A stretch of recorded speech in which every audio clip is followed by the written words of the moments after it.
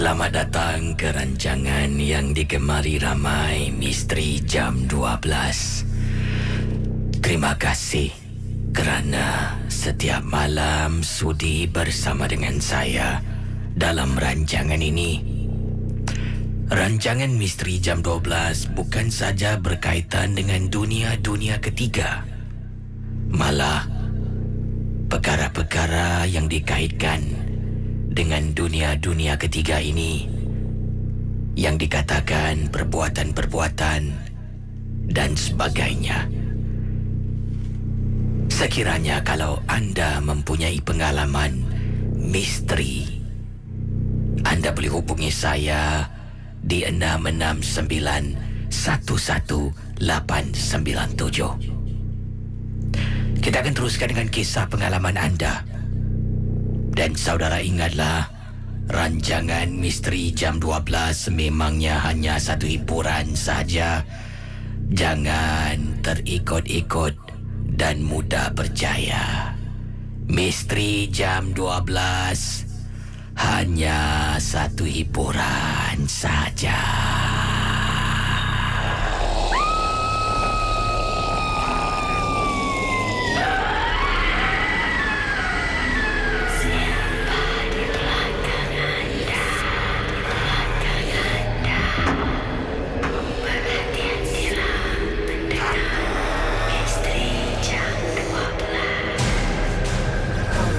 Kisah-kisah yang anda dengar merupakan Misteri Jam 12. Tidak ada sebarang bukti yang boleh mengesahkan kebenarannya. Saya akan nantikan panggilan anda. Tapi kisah yang pertama ingin saya ketengahkan ini, mungkin kalau saya bacakan pada anda, mungkin ada katanya susah nak percaya. Tapi benar ataupun tidak, kita harus anggap sebenarnya rancangan Misteri Jam 12 ini sebagai satu hiburan. Janganlah terlampau taksub dan mudah percaya. Kiriman yang saya ingin sempurnakan, ingin saya ketengahkan pada tengah malam ini dalam rancangan Misteri Jam 12 adalah kiriman email datangnya daripada seorang pendengar. Anda bayangkan, awal tadi setelah saya menderas dan memahami jalan cerita yang dikirimkan kepada saya, sesuatu yang dikatakan di sini dilakukan, ya, memang sukar untuk kita sebagai manusia biasa melakukannya. Yang ini dikirimkan oleh seorang suami bernama Encik Abdul, bukan nama sebenar, nama samaran yang dia gunakan. Katanya Encik Abdul, Kisi mohon maaf, saya tak nak cerita panjang sangat. Tapi ini saya ringkaskan pengalaman kisah yang saya rasa ni memeranjatkan saya. Saya memang tidak percaya dengan kehadiran makhluk-makhluk yang boleh menghantui, merasuk badan orang.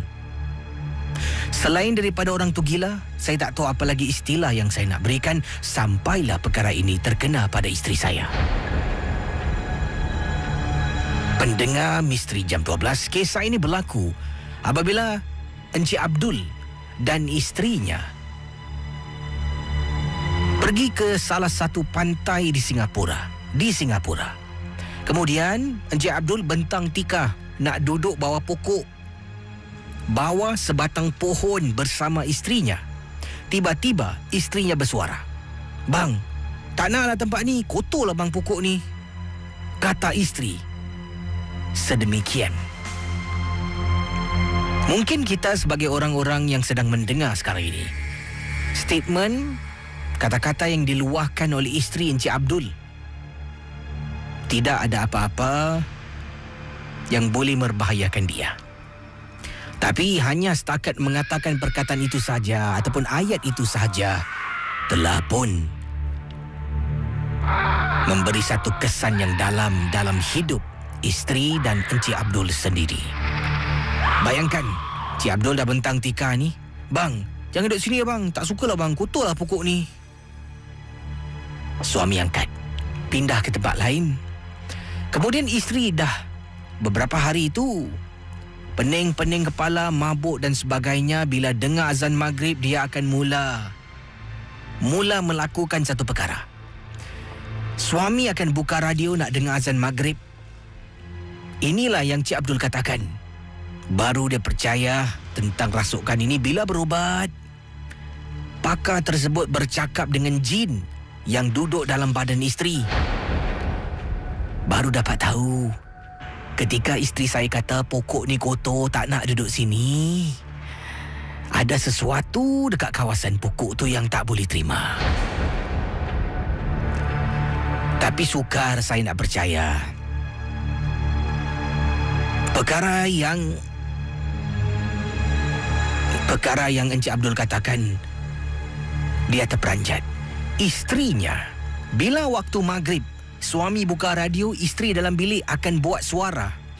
Hanya dengan senafas sahaja. Suara berikut ini.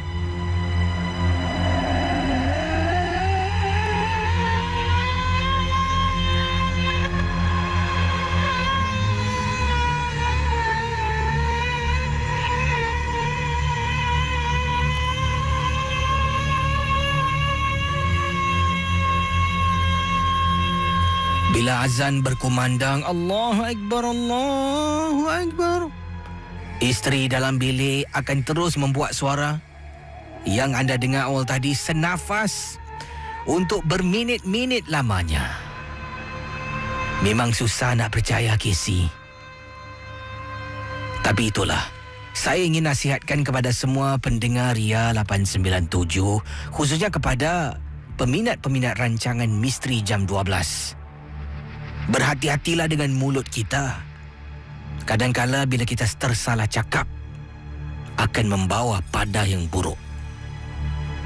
Terima kasih dan selamat tengah malam. Kisah-kisah yang anda dengar merupakan Misteri Jam 12. Tidak ada sebarang bukti yang boleh mengesahkan kebenarannya. Itu adalah kisah yang pertama, kiriman daripada Encik Abdul berkongsi pengalaman tentang isterinya. Jadi anda bayangkan hanya dengan berkata perkara berikut itu tak ada orang pun di situ, cuma dia kata tak naklah pokok ni kotor lah, tak suka. Dia meluahkan rasa geli, rasa tak suka pada tempat itu. Tak tahulah sejauh mana kebenaran pakar yang menjelaskan. Tapi kemungkinan besar kata-kata yang dilafazkan oleh isteri Encik Abdul telah pun membuat dia mungkin dirasuk, dihantui oleh mungkin saya rasa penunggu pohon di salah satu pantai di Singapura. Kita kembali selepas ini dengan pemanggil kita. Pada yang nak telefon, tolonglah matikan suara radio dan ke udara supaya anda tidak terganggu. Dan suara tu jangan anda dengar radio nanti terganggu bila nak bercerita. Suara tu biar jelas, kisah biar diringkaskan. Ya, kalau boleh jangan off air lah. Nanti ramai yang menunggu ya. Kita kembali selepas ini. Bertemankan saya dalam rancangan Misteri Jam 12. Hati-hati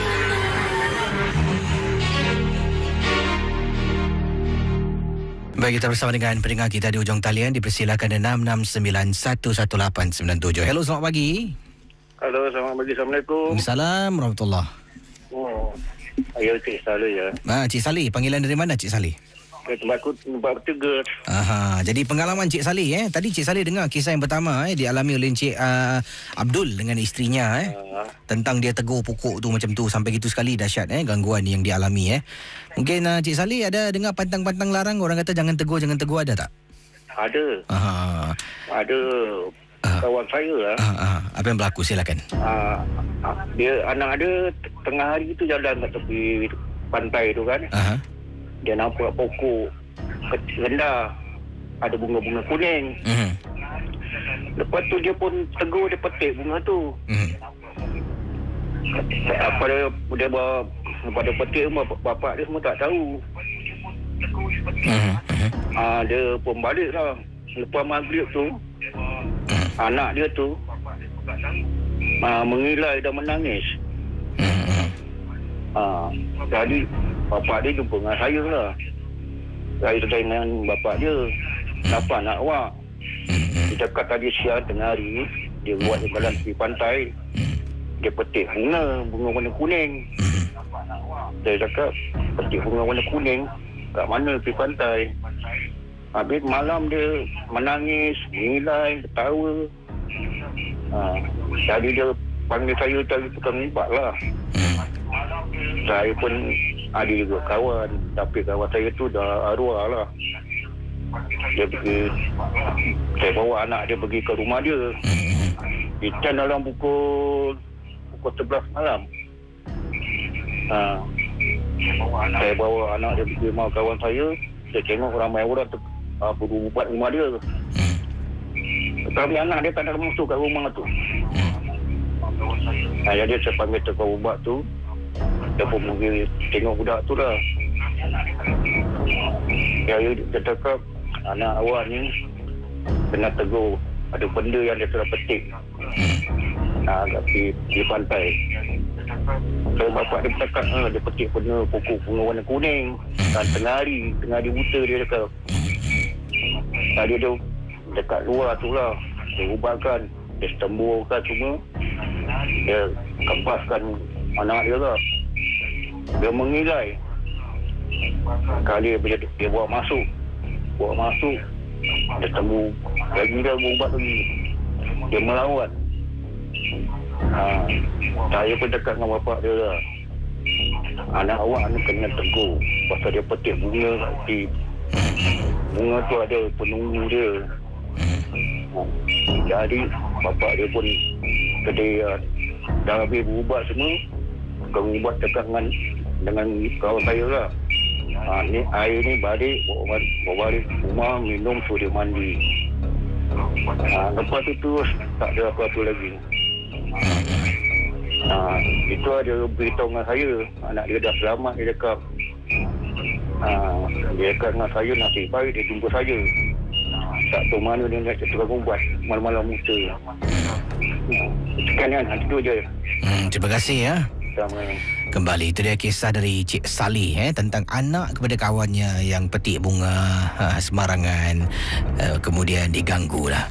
Baik, 669-11897. Berikut ini kisah yang dialami oleh seorang lagi pendengar, dan pengalaman yang diceritakan, kisah yang ingin diketengahkan ini adalah satu peristiwa yang dialami katanya daripada Nur Fadilah. Assalamualaikum Kisi. Waalaikumsalam warahmatullahi taala wabarakatuh. Ya, nama saya Nur Fadilah. Saya ingin ketengahkan satu peristiwa yang dialami oleh saya sendiri. Saya ni seringkali mimpi benda-benda yang menakutkan. Antaranya dalam mimpi saya, antara perkara yang saya mimpikan adalah saya dikejar oleh sesuatu yang saya tak tahu apa benda tu sebenarnya. Saya cuma lari daripada makhluk itu. Nampak dari jauh susuk tubuh hitam belegam dengan suara yang menakutkan kejar saya dari belakang. Dan bila saya lari, saya akan naik ke tempat yang tinggi sangat-sangat. Kemudian dah tak ada pilihan, saya terperangkap, saya lompat dari tempat yang tinggi. Itulah antara mimpi, dan seringkali saya mimpi perkara yang sama. Ya, hampir dalam 2 minggu 3-4 kali saya akan mengalami mimpi yang disebutkan awal tadi. Jadi kata Nur Fadilah, antara perkara juga kadang-kala saya akan bermimpi seperti ada seorang wanita datang menghulurkan saya sesuatu. Sesuatu tu dalam bungkusan warna hitam, dan saya akan hulur tangan saya nak menerima. Bila benda tu nak dekat sampai di tangan saya lazimnya akan terbangun dari tidur saya. Dan waktu saya terbangun tu lah, saya kalau tengok jam sekitar 2 lebih pagi, nak dekat 3 lebih pagi, macam tu lah pengalaman yang saya alami yang tak dapat saya lupakan. Jadi berbalik pada kisah Nur Fadilah yang kirimkan kepada saya. Perkara mimpi buruk yang saya alami, mimpi yang sama berkali-kali yang saya alami ini, saya tidak ceritakan pada sesiapa. Tidak pada suami, tidak pada ibu saya, tidak pada ibu mertua, kawan saya. Saya anggap itu sebagai satu mimpi buruk saja. Sampaikan pada suatu malam. Waktu tu saya di dalam rumah seorang diri. Suami saya tidak ada di rumah. Dalam rumah kami tu Kesi, cuma saya dan suami sahaja yang tinggal. Kami belum ada cahaya mata lagi. Malam tersebut, suami saya reservis selama lebih kurang seminggu. Seminggu suami saya berada di dalam kem. Saya duduk dalam rumah seorang diri. Mimpi yang sama datang menghantui saya pada malam yang dimaksudkan. Apabila saya terbangun dari tidur, saya perasan luar hujan selebat-lebatnya, Casey.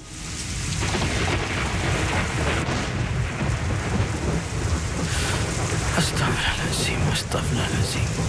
Bila terbangun dari tidur, saya istighfar kerana mimpi yang sama menghantui saya sekali lagi. Bila tengok di luar rumah, hujan selebat-lebatnya, saya teringat akan tingkap dapur, tingkap bilik yang saya tidak tutup. Saya bangun dari katil.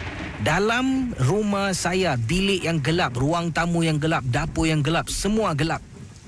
Saya bangun, pergi ke tingkap bilik untuk tarik tingkap bilik, tutup sebab hujan tempias masuk ke dalam rumah.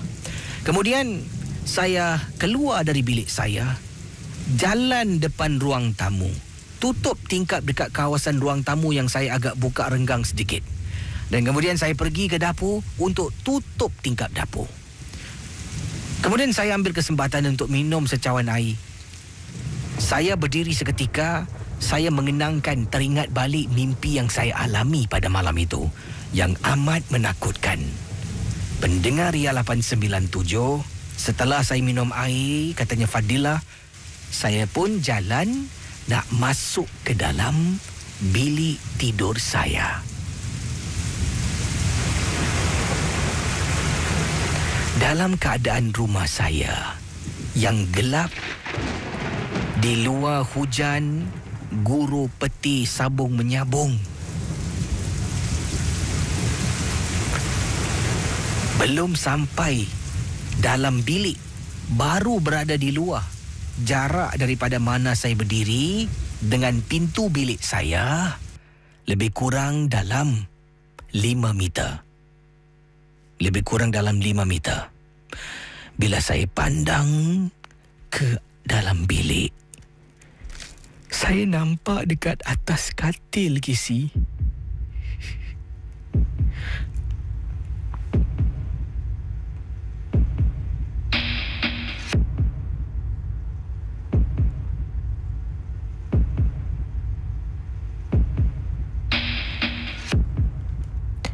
saya nampak dekat atas katil dalam bilik tidur saya yang gelap, macam ada orang baring.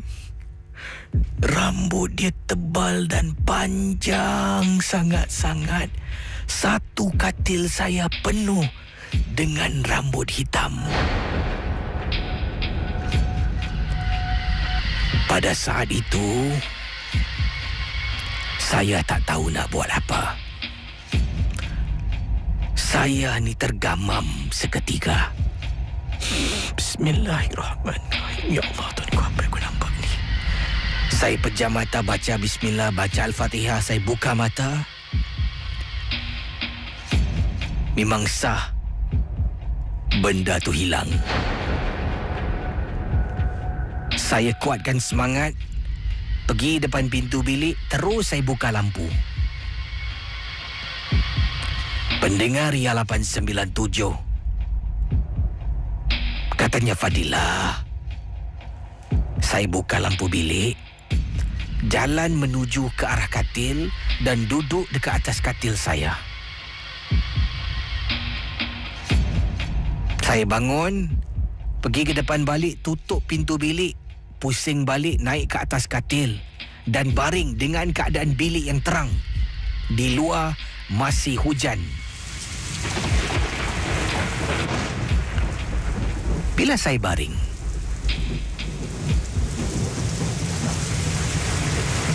saya baring di atas katil, katanya Nur Fadilah.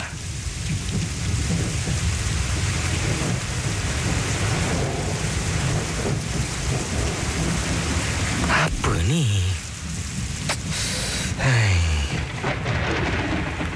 Saya terpegang sesuatu tau. Bila saya tarik, Casey, tangan saya penuh dengan rambut hitam entah datang dari mana. Rambut siapa ni? Dan baru saya perasan katil saya penuh dengan gumpalan rambut-rambut hitam. Pada malam yang disebutkan. Bismillahirrahmanirrahim. Saya bangun.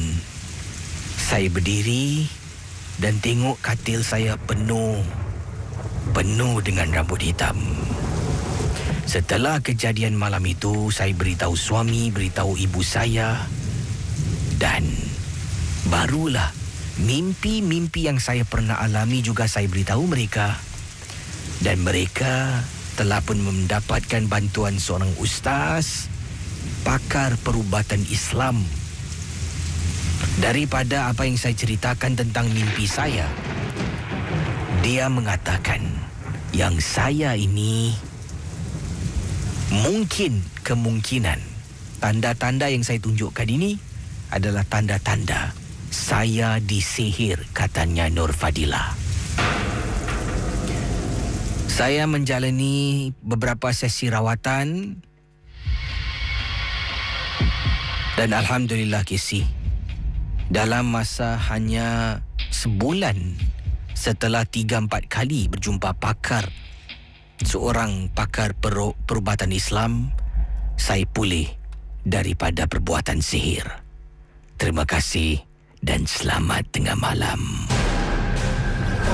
Kisah-kisah yang anda dengar merupakan misteri jam 12. Tidak ada sebarang bukti yang boleh mengesahkan kebenarannya. Itu adalah kisah yang dialami oleh pendengar kita bernama Nur Fadilah.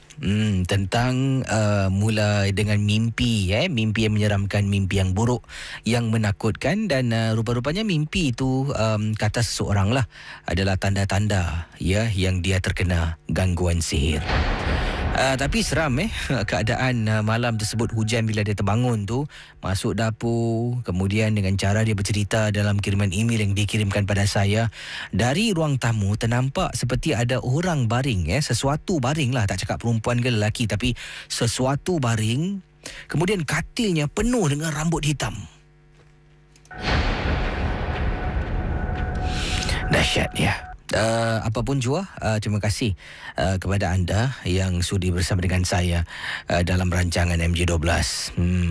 Baik, pengalaman selanjutnya daripada kisah yang ingin saya ketengahkan. Apa kata kalau saya jawab panggilan dahulu di hujung talian? Dipersilakan. Hello, selamat pagi. Hello. Assalamualaikum. Waalaikumsalam. Siapa tu? Ni Kesi. Maaf boleh offer tak?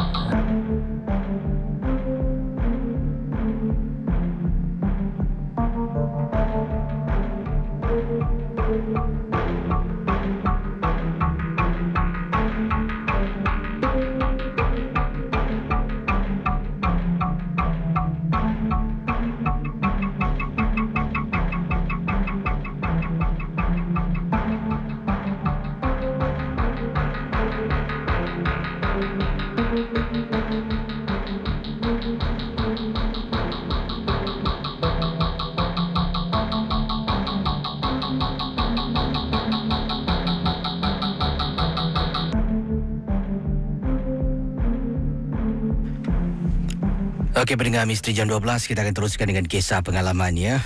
Apa nak buat macam-macam nasihat dia kasih. Okey, kisah selanjutnya yang ingin saya sampaikan dalam rancangan MJ12. Anda bayangkan situasi seorang pendengar yang berkongsi pengalaman. Ini namanya Nas, kata Nas. Saya daripada tempat tugas beliau, beliau bertugas di salah sebuah kawasan yang agak dalam sedikit lah. Kalau nak balik selalunya, dia akan jalan, dan kalau dia nampak orang sedang berjalan nak keluar, lazimnya dia akan tumpangkan orang tu untuk langsung ke jalan raya utama. Jadi pejabat NAS terletak di satu kawasan yang agak dalam sedikit lah. Ini dekat kawasan Tuas. Jadi bila nampak tu orang jalan, tengok kesian lah. Nanti dia horn lah, ting-ting. Nak tumpang apa? Lift. Gitulah. Dia macam speaking sikit ke, cakap Melayu tak tahulah.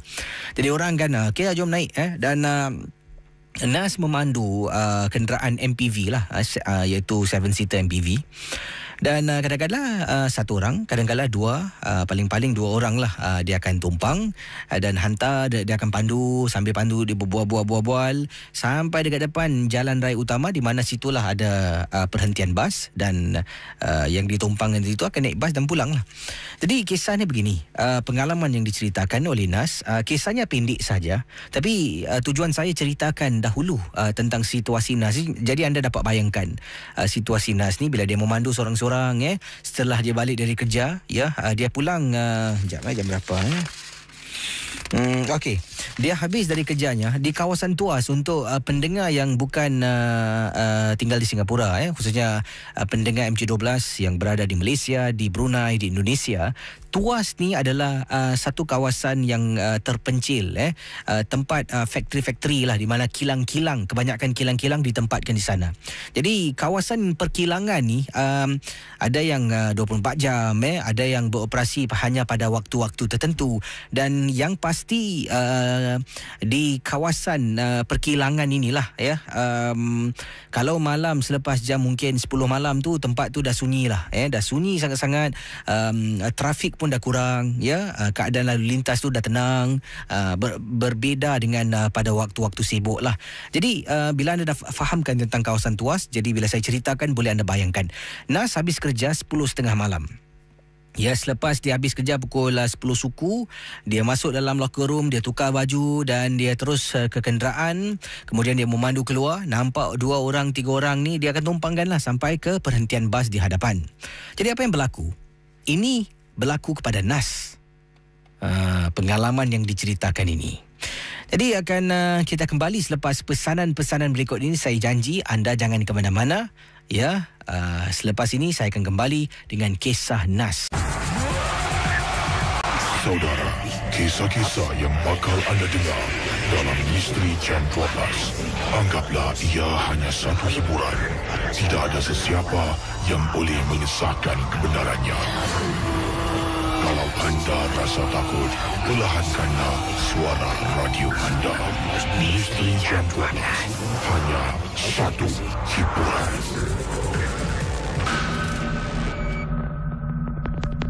Pendengar Misteri Jam 12, kisah daripada pendengar kita begini bunyinya. 10.30 malam, dia memandu keluar dari kawasan tempat dia bertugas di Tuas. Sedang saya memandu, saya nak pulang ke rumah, ternampak ada seseorang ni sedang berjalan. Kemudian saya berhentikan kenderaan, saya tanya, "Bro, nak tumpang tak?" Dan lelaki tersebut menaiki kenderaan saya.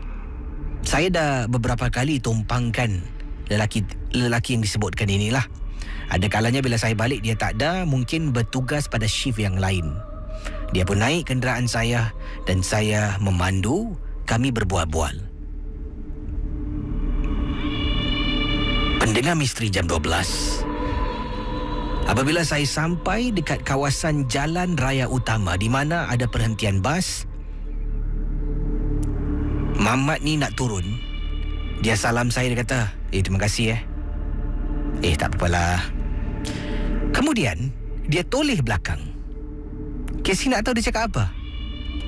Cik, saya balik dulu Terima kasih, Cik.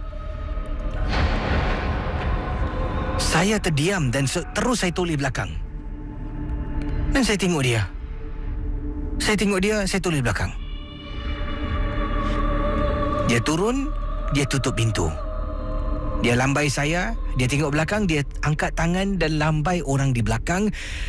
Dalam kenderaan saya, Casey, hanya saya seorang yang memandu. Siapa duduk belakang?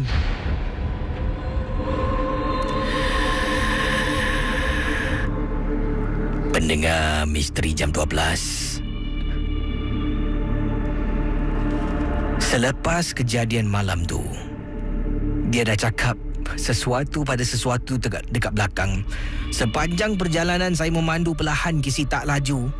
Setiap kali pandu, saya tengok cermin, tengok belakang. Tengok cermin, tengok belakang. Tapi gangguannya hanya setakat di situ saja. Apabila budak yang pernah saya tumpang, bukan tak pernah. Sebelum ni ada beberapa kali juga saya tumpangkan dia keluar. Tapi pada malam tu dia boleh toleh. Dia kata, "Cik, saya balik dulu, terima kasih." Siapa yang dia nampak, Casey? Itulah kisah peristiwa saya. Terima kasih dan selamat tengah malam.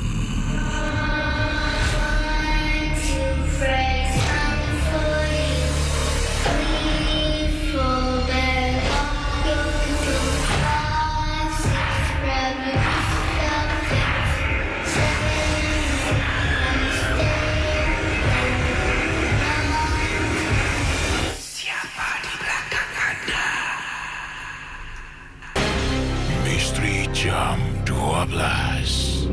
Kalau berani dalam, kalau takut jangan.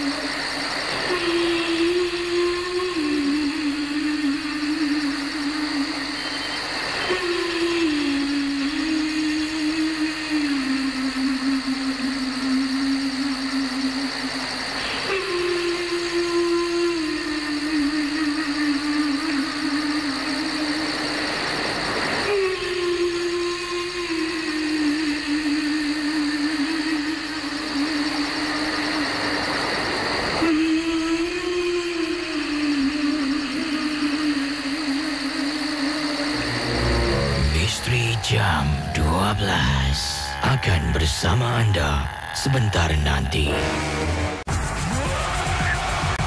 Saudara, kisah-kisah yang bakal anda dengar dalam Misteri Jam 12, anggaplah ia hanya satu hiburan. Tidak ada sesiapa yang boleh mengesahkan kebenarannya. Kalau anda rasa takut, perlahankanlah suara radio anda. Misteri Jam 12, hanya satu hiburan.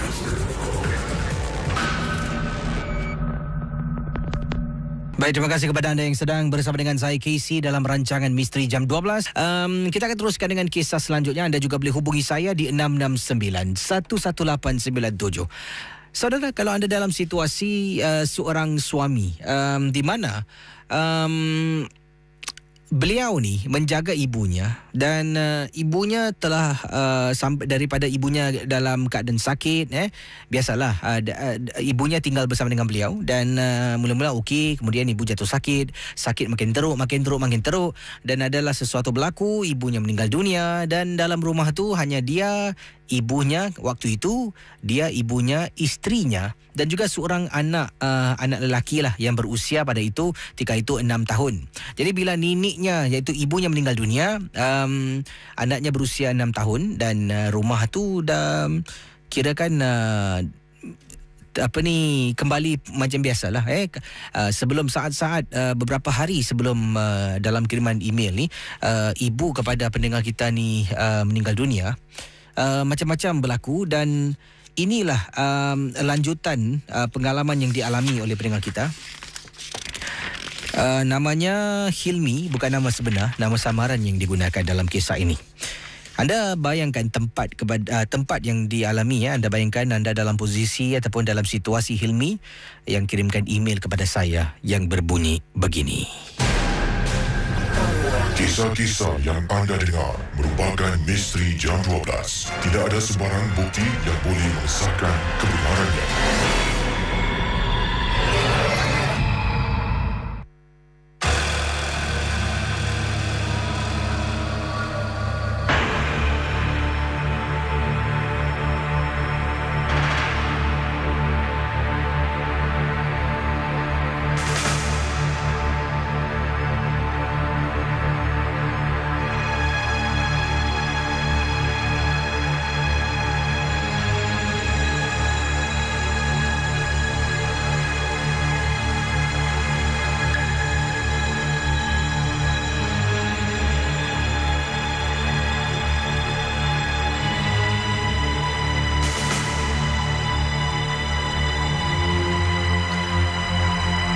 Pendengar Ria 897, ini kata Hilmi. Malam-malam hari, ketika saya tengah tidur dengan isteri, nanti saya akan dengar mak saya panggil saya. Waktu tu mak saya masih ada lagi lah, tapi dalam keadaan sakit terbaring atas katil. Kadang-kala saya sedang duduk tonton TV, dia akan panggil. Kadang-kala saya akan berada di dapur, dia akan panggil. Dia jarang panggil anak ataupun panggil isteri saya. Nanti misal katanya, saya tengah duduklah konon-konon menonton TV. Nanti tahu-tahu dengar suara mak saya memanggil saya. Hilmi. Hilmi. Katanya Hilmi, mak saya ada masalah tonsil, di mana tekaknya tu telah pun menjalani pembedahan. Jadi suara yang dipanggil nadanya agak rendah. Kadang-kala walaupun dah biasa dengar, tapi pertama kali kalau selalu dia panggil saya, mesti saya terkejut. Hilmi. Hilmi. Saya akan bangun, masuk dalam bilik dan saya tanyalah. Nanti kata nak air. Dia kata bukakan kipas, tutupkan kipas, buka lampu, tutup lampu, betulkan dia nak baring. Setelah arwah meninggal dunia, saya kena ganggu. Waktu tu hari yang kedua setelah dikebumikan mayat arwah mak saya. Tengah tidur atas katil, saya dengar kesi. Malam-malam hari, saya seorang diri tengah tidur dengan isteri ini. Anak saya bersama dengan kami, tapi tidur di tengah-tengah. Saya berada di sebelah kiri katil, isteri di sebelah kanan, anak yang berusia 6 tahun berada di tengah-tengah antara kami berdua.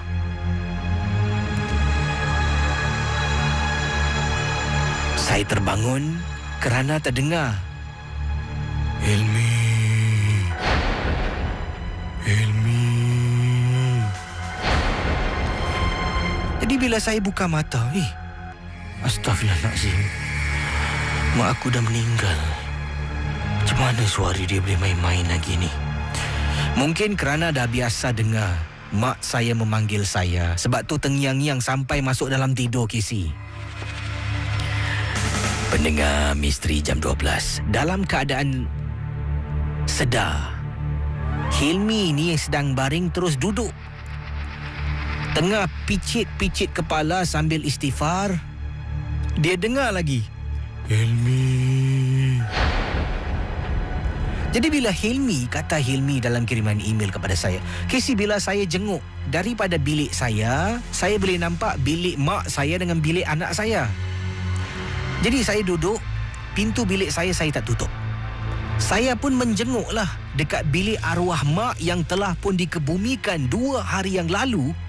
Dalam masa yang sama, mak saya, Kisi, arwah mak saya duduk dalam bilik menjenguk balik ke arah saya yang sedang menjenguk dia. Astaghfirullahalazim, astaghfirullahalazim, astaghfirullahalazim. Pendengar Misteri Jam 12. Bila saya terperanjat, isteri dengan anak pun terbangun. Isteri tanya, "Bang, kenapa bang?" Saya istighfar, anak pun terbangun, anak turut menangis. Saya terus dapatkan bantuan seseorang dan kami terus mengadakan majlis tahlil. Sambil itu, sema rumah. Setelah sekian lama duduk dalam rumah tu, sema lagi untuk bersihkan apa yang tertinggal. Mak saya ni bukanlah bomo. Mak saya ni pun bukanlah desaka. Tapi malam tu malam yang paling menakutkan saya, Casey. Terima kasih dan selamat tengah malam.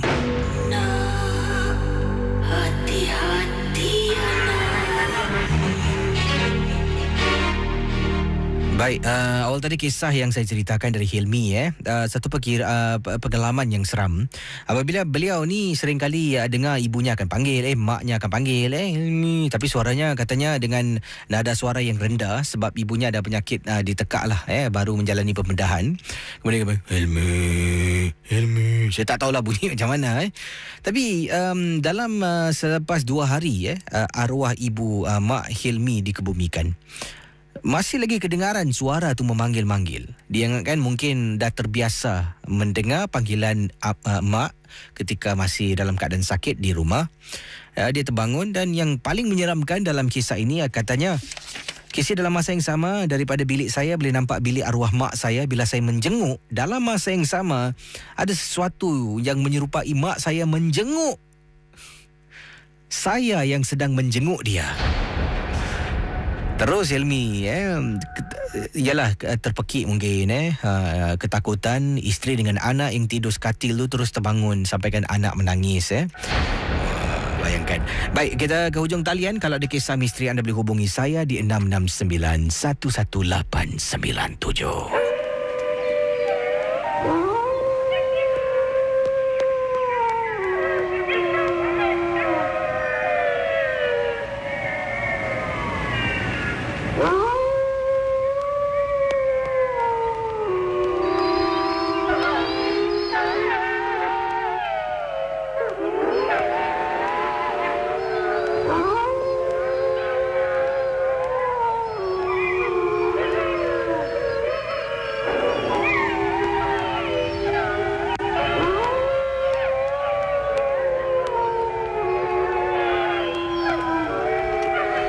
Hello, selamat pagi. Hello. Hai, siapa bercakap ni? Boleh off tak? Sebentar ya.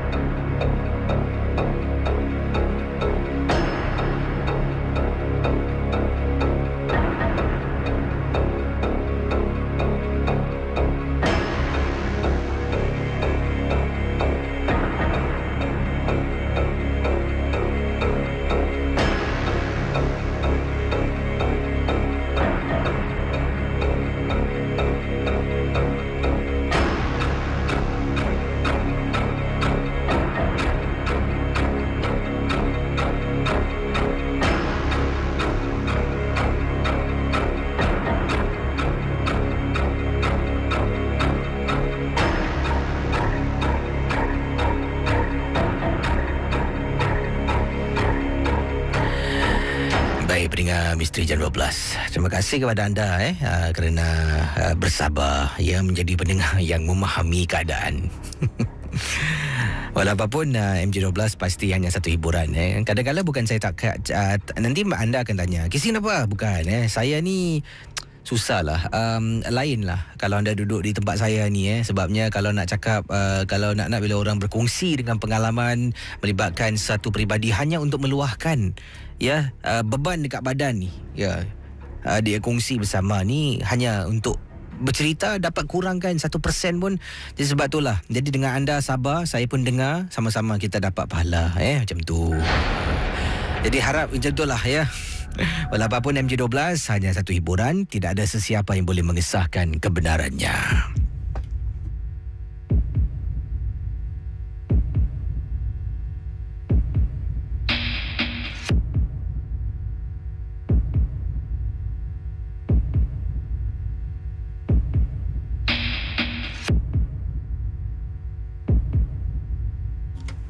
Kiriman daripada Kak Kamariah, katanya Assalamualaikum Kisi. Waalaikumsalam warahmatullahi ta'ala wabarakatuh. Ini kakak nak kongsi satu pengalaman. Yang ini kakak tak pastilah adakah Kisi ataupun pendengar Misteri Jam 12 nak percaya. Kisah ini berlaku sewaktu kakak belum berumah tangga, masih lagi anak dara Kisi.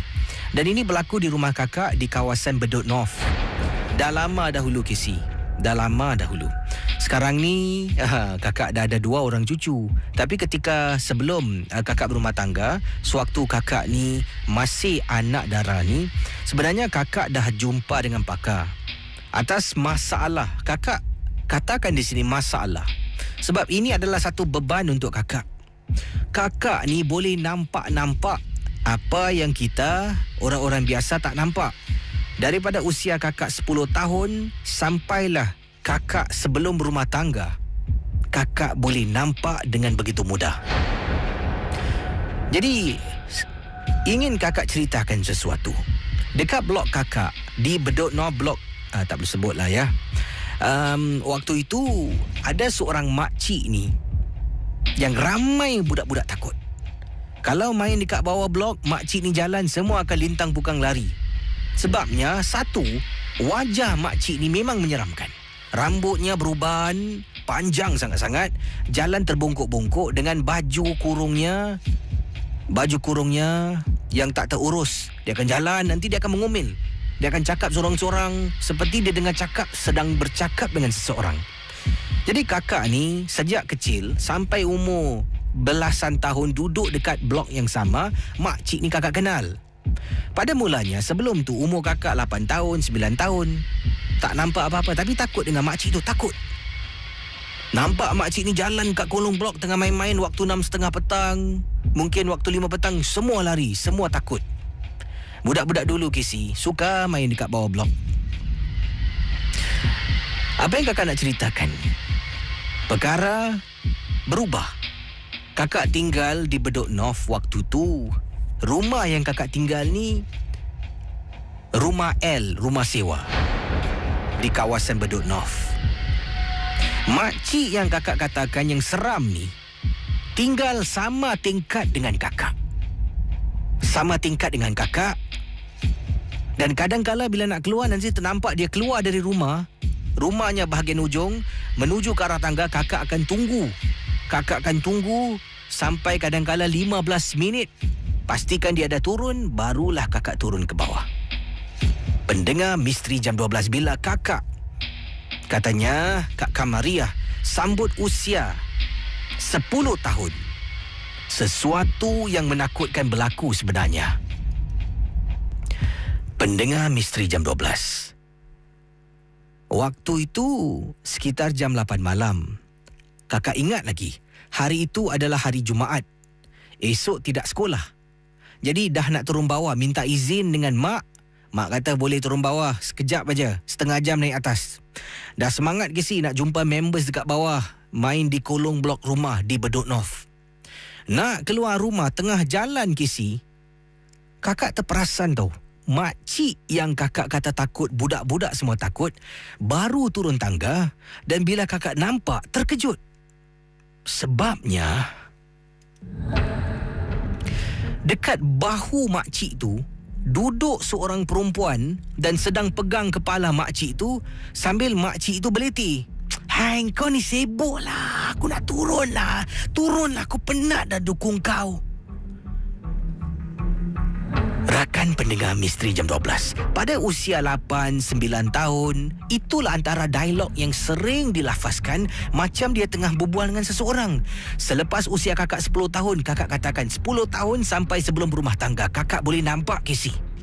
Itu pertama kali kakak nampak. Dekat bahu makcik tu rupa-rupanya ada benda duduk. Casey, selepas kejadian itu, macam-macam kakak nampak dan cuba berubat, tapi susah Casey. Sampaikan kakak tawakal. Dan Alhamdulillah setelah kakak berumah tangga pada usia yang agak muda, segala penampakan terus hilang begitu saja. Terima kasih dan selamat tengah malam. Saudara, kisah-kisah yang bakal anda dengar dalam Misteri Jam 12, anggaplah ia hanya satu hiburan. Tidak ada sesiapa yang boleh mengesahkan kebenarannya. Kalau anda rasa takut, perlahankanlah suara radio anda. Misteri Jam 12, hanya satu hiburan. Ya, tadi kisah Kak Kamaria betul dulu zaman-zaman mungkin 70-an, mungkin 80-an, 90-an suka main di kolong blok. Sekarang ni lain sikit lah. Jarang kita nampak budak-budak main. Ada, bukan tak ada cuma jarang lah ya. Mungkin lebih pada duduk rumah, internet, Facebook, YouTube. Tapi dulu antara waktu-waktu paling seronok. Jadi bila makcik ni saya pasti ada waktu-waktu anda kecil anda akan ada lah mungkin takut dengan makcik tu, takut dengan pakcik ni. Jadi sekumpulan anak-anak ni termasuklah Kak Kamaria pada waktu itu takut dengan seorang makcik. Nenek ni lah, dengan nenek ni jalan bungkuk dengan rambut beruban merebangkan. Dan kemudian pada usia 10 tahun tu dikatakan boleh nampak dan terperanjat lah bila ternampak di bahu tu ada sesuatu duduk rupanya. Sebab tu dia selalu beliti, kau tepi lah, aku berat tau nak angkat kau. Rupa-rupanya adalah benda yang tumpang. Baik, pendengar Misteri Jam 12, saya akan kembali dengan kisah pendek yang akan saya ketengahkan sebentar nanti. Ini tentang 1 jam yang dipanggil Grandfather Clock yang dibeli oleh seorang pendengar. Akan saya kembali selepas ini. Anda jangan ke mana-mana.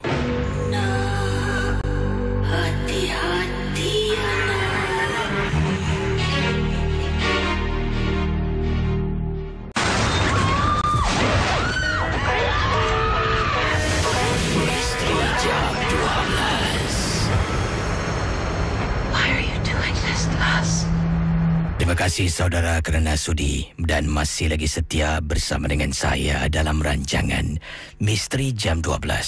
Berikut ini kisah yang ingin saya bacakan, lakonan kisah pendek yang dikirimkan oleh seorang pendengar.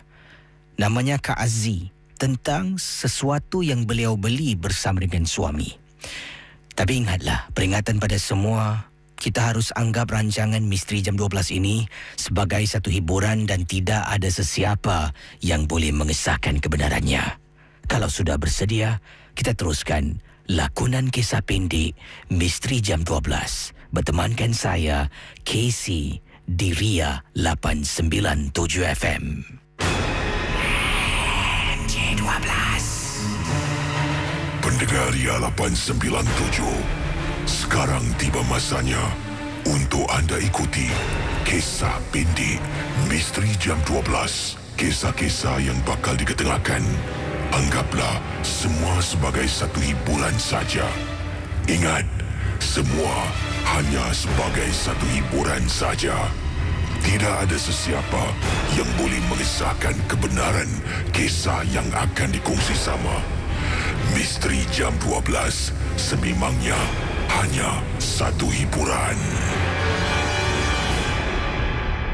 Selamat pagi para pendengar Ria 897. kita berjumpa sekali lagi dalam segmen yang saya beri nama Lakonan Kisah Pendek Misteri Jam 12, di mana kiriman-kiriman email yang saya pilih akan saya jadikan satu kisah dengan lakonan-lakonan pendek yang saya muatkan dalam segmen ini. Pendengar Misteri Jam 12, kiriman yang saya pilih kali ini adalah kiriman daripada Kak Azila dan juga suaminya, Abang Muhammad. Dalam kiriman email yang dikirimkan oleh isteri, iaitu Kak Azila, tentang sesuatu yang telah pun mereka beli apabila mereka berada di Indonesia. Pendengar Misteri Jam 12, benar ataupun tidak, rancangan ini 100% hanya satu hiburan saja. Tidak ada sesiapa yang boleh mengesahkan kebenarannya. Jangan terikut-ikut dan jangan mudah percaya. Begini kisahnya.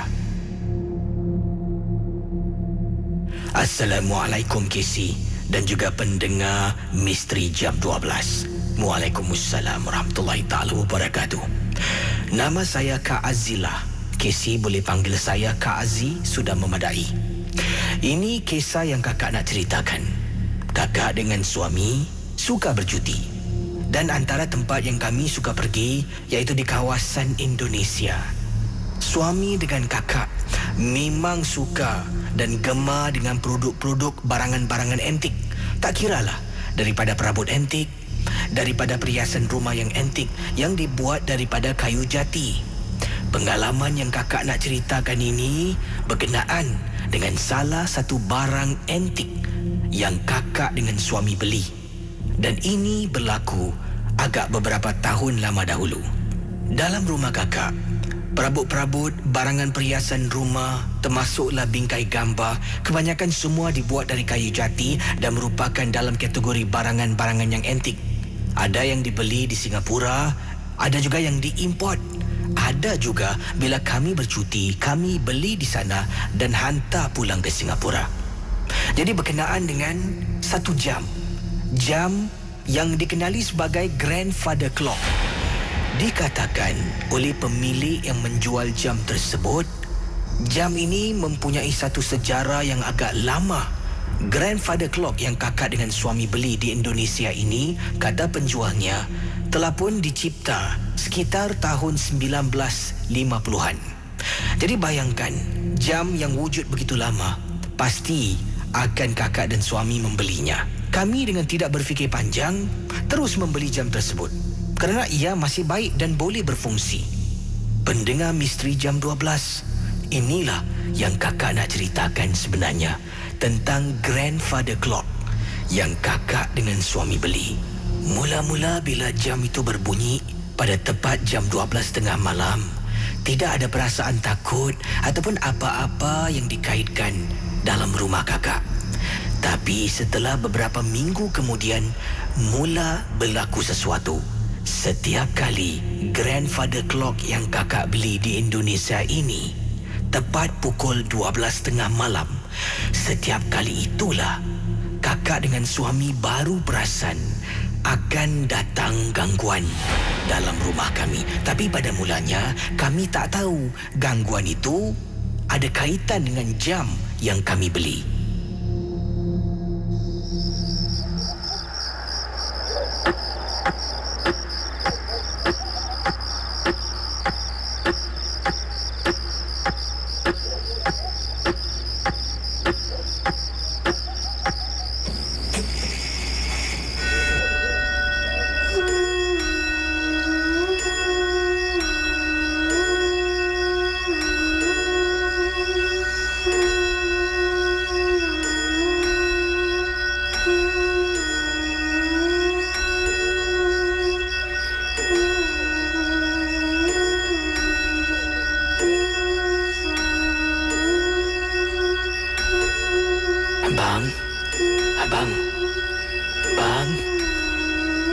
Abang. Ada apa yang... Abang dengar tak? Dekat ruang tamu rumah kita macam ada suara orang menyanyi, bang. Hai awak ni. Pukul berapa sekarang? Sekarang pukul 12 tengah malam, bang. Ya Allah, awak dah lupa ke? Jam yang kita beli dekat Indonesia tu, pukul 12 tengah malam kan dia ada bunyi. Dah lah tidur. Tapi bang, saya betul-betul dengar, bang, macam ada orang menyanyi. Bunyinya selari dengan bunyi jam. Dah lah, tak ada apa-apa lah. Itu bunyi jam lah. Pukul 12 ni tidurlah. Itu antara gangguan sebenarnya yang berlaku. Pada mulanya gangguan itu berlaku kecil-kecilan, katanya Kak Aziz. Malah setiap malam bila terdengar jam itu berbunyi, akan terdengar suara seperti mendayu-dayu, menyanyi mengikut alunan suara jam tersebut. Bayangkan Casey, siapa yang tak takut? Tapi setiap kali kejutkan suami ni macam ibarat tak ambil kisah ataupun mungkin suami saya tak dengar. Begitulah. Untuk beberapa minggu, bunyian tersebut terus bermain setiap hari jam 12 tengah malam. Pendengar misteri jam 12, katanya Kak Aziz, bunyi itu berterusan. Setiap malam bila dia terbangun tepat jam 12 tengah malam, dia akan dengar bunyi jam dan bunyi alunan suara yang menakutkan dalam rumah. Sampaikan pada suatu malam, katanya Kak Aziz, dia bangun dan cuba nak periksa apa sebenarnya yang ada di ruang tamu rumahnya.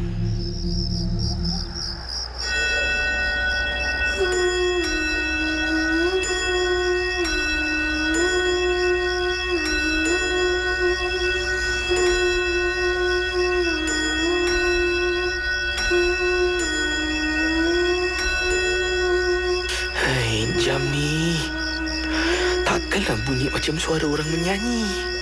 Ya Allah, bang. Abang. Bang. Abang.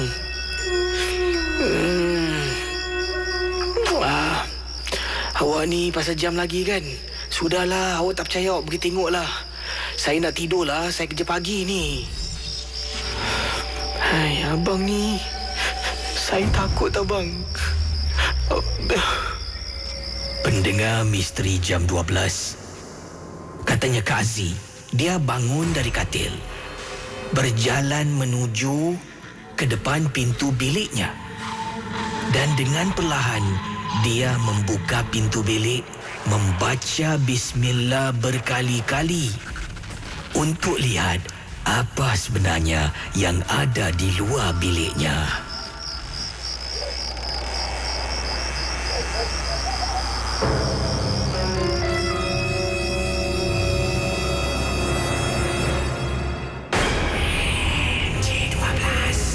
Kisah pendek misteri jam 12 akan bersambung esok. Kisah-kisah yang anda dengar merupakan misteri jam 12. Tidak ada sebarang bukti yang boleh mengesahkan kebenarannya. Saudara, jangan lupa untuk ikuti rancangan sambungan kisah daripada pendengar kita bernama Aziz. Dan bagaimana, apakah sebenarnya yang menghantui kehadiran makhluk dalam rumah yang menghantui Aziz, Kak Aziz dan suaminya Cik Muhammad. Akan anda ketahui esok sambungan bahagian kedua kisah misteri Grandfather Clock yang beliau beli di Indonesia. Mungkin jam tersebut ada sejarah hitam. Saya jumpa anda esok malam dan terus bersama kami Ria 897 dalam Ria Insomnia. Kisah-kisah yang anda dengar merupakan misteri jam 12. Tidak ada sebarang bukti yang boleh mengesahkan kebenarannya.